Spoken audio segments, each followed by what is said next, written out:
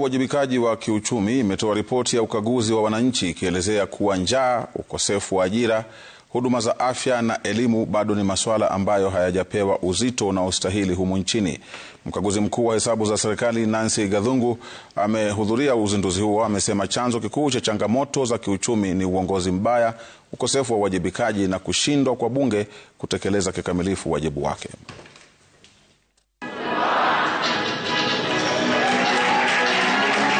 Ilitajwa kama mapambano kati ya katiba na ufisadi, muungano wa Okoa Uchumi ukiibua wasiwasi kuhusu udhibiti mbovu wa hazina ya taifa na kuibua hofu kuhusu kuendelea kukandamizwa kwa taasisi za umma. Levies have been set up because they are a special purpose vehicle.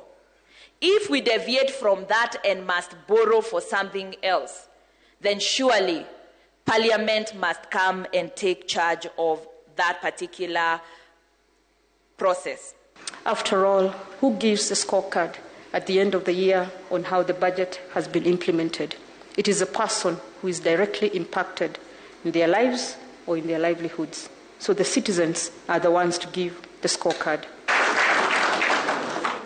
Ripoti ya ukaguzi wa wananchi iliyotolewa na taasisi ya uwajibikaji wa kijamii imetaja tofauti inayoongezeka kati ya wachache matajiri na maskini walio wengi, deni la umma linaloongezeka na kudhoofika kwa katiba kama vikwazo vya maendeleo nchini. Thank you very much. Mkutano huo ulitoa fursa kwa upinzani kupinga mpango wa uuzaji wa hisa za kampuni ya Safaricom, viongozi hao wakitilia shaka kutoshirikishwa kwa umma.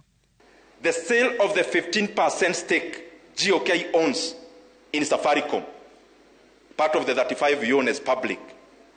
The current negotiation is giving Kenya a raw deal, and the consideration is an undervaluation.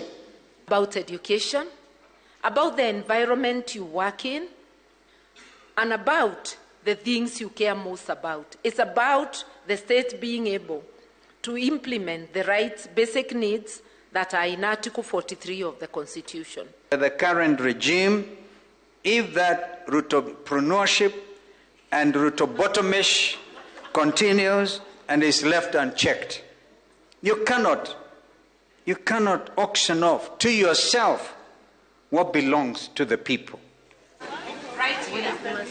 Uzinduzi wa ripoti ya ukaguzi wa wananchi inayoangazia hali maisha ya Wakenya wanayoendelea kuhangaika kukimu mahitaji yao unafanyika wiki mbili baada ya ripoti ya Oxfam iliyobainisha tofauti zinazoongezeka kutokana na maamuzi ya sera ya miongo mingi ambayo imewanyima Wakenya fursa ya kuendelea. Mtumishi ni kupimia ya ngapi? Upeleke nyumbani